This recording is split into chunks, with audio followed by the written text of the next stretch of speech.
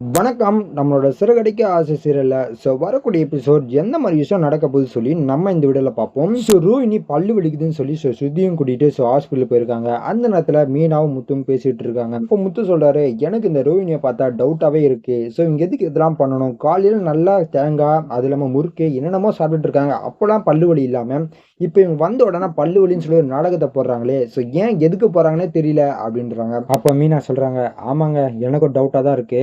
ஏன்னா காலையில நல்லா தான் இருந்தாங்க. திடீர்னு இவங்க வந்த உடனே இவங்க கேட்குற கேள்விக்கு பதில் சொல்ல முடியாதுன்னு சொல்லிட்டு இவங்க இப்படி பண்றாங்களா இல்லையான்னு தெரியலையே அப்படின்றாங்க. முத்து சொல்றாரு, ஒன்றும் பிரச்சனை இல்லை, பள்ளக்குறள் போயிருக்காங்கல்ல, அவங்க பார்த்துட்டு வந்து என்னன்னு சொல்லுவாங்க அப்படின்றாங்க. அந்த நேரத்தில் கரெக்டாக ரிவ்யூ வராரு. என்ன ஸ்ருதியை பற்றி பேசிட்டு இருக்க அப்படின்னு கேட்குறாங்க. அப்போ முத்து சொல்றாரு, வா உன்கிட்ட ஒரு விஷயம் சொல்லணும் நினச்சிட்டு இருந்தேன் அப்படின்றாங்க. அப்போ ரிவ்யூ சொல்றாங்க, என்ன ஆச்சு சொல்லு அப்படின்னு சொல்றாங்க. அப்போ முத்து சொல்றாரு, இந்த மாதிரி பார்லாமா நினைச்சா எனக்கு டவுட்டாவே இருக்கு. ஏன்னா இவங்க ஏதோ மறைக்கிற மாதிரி தெரியும். ஏன்னா இவங்க வந்ததுக்கு அப்புறம் ரோஹினோட மாற்றமே வேற மாதிரி இருக்கு. அது இல்லாமல் இவங்க ஏதோ நடிக்கிற ஏதோ பதட்டமா இருக்காங்க. அது இல்லாமல் இப்போ ஒரு நாடகத்தை வேற போட்டிருக்காங்க பல்லு வலி அப்படின்னு சொல்லி, அது இல்லாமல் வாய் வேற திறக்க முடியாது அப்படி இப்படின்னு சொல்லிட்டு இருக்காங்க. எனக்கு என்னன்னே தெரியல அப்படின்றாங்க. அப்போ ரவியும் சொல்றாரு, ஆமாம் எனக்கு டவுட்டாக தான் இருக்கு. ஸ்ருதி அசால்ட்டாக யாரையும் கூட்டிகிட்டு போக மாட்டா ஹாஸ்பிட்டலுக்கு. அவளுக்கும் டவுட் இருக்கும்னு நினைக்கிறேன், அதனால தான் அவளை கூட்டிகிட்டு போயிருக்கா அப்படின்றாங்க. அப்போ முத்து சொல்கிறாரு, ஓ அப்படியா, அப்போ நல்ல விஷயம்தான், ஒன்றும் பிரச்சனை இல்லை. நீ என்ன பண்ணு, பழக்குறளுக்கு மெசேஜ் பண்ணு. மெசேஜ் பண்ணிவிட்டு இந்த மாதிரி அங்கே என்னென்ன நடக்குது, என்ன விஷயம் நடக்குது மட்டும் கேட்டுக்கோ. நீ கால் பண்ண அப்படின்னா பார்லாமா உஷாராயிடும். அதுக்காகவே நீ கால் பண்ணது மெசேஜ் பண்ணி கேளு அப்படின்னு கேட்குறாங்க. ரவி மெசேஜும் பண்ணுறாங்க. ஸ்ருதி ரிப்ளை பண்ணுறாங்க, ஆமாம் எனக்கு டவுட்டாக தான் இருக்குது, அதுக்காக தான் நான் வந்தேன் அப்படின்றாங்க. அப்போ இது பார்த்த ரவி, பார்த்தியா அவளுக்கு டவுட்டாக தான் இருக்குது, அப்போ நம்மள மாதிரி அவளும் அப்படி நடிச்சிருக்கா அப்படின்ற. அப்போ முத்து சொல்கிறாங்க, ஏதோ ஒன்று மறைக்குது, நான் என்னன்னு கண்டுபிடிக்கிறேன் அப்படின்னு முத்து. அப்போ தான் மீனாவோட தம்பி சத்யா கால் பண்ணுறான். ஆமாம், இந்த மாதிரி அந்த பார்லாமாக்கும் சிட்டிக்கும் லிங்க் இருக்கான்னு கேட்டிங்களே, நான் ஃப்ரெண்டு கிட்டலாம் விசாரிச்சு பார்த்துட்டேன். எவனையோ பிடிக்கிறதுக்காக கான்ட்ராக்ட் கொடுத்துருந்தாங்க போல.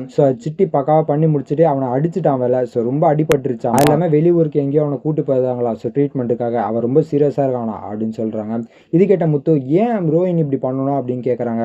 அப்போ சத்யா சொல்கிறான், இந்த மாதிரி ரோஹினியை பற்றி உண்மை அவனுக்கு தெரிஞ்சிருக்கு போல.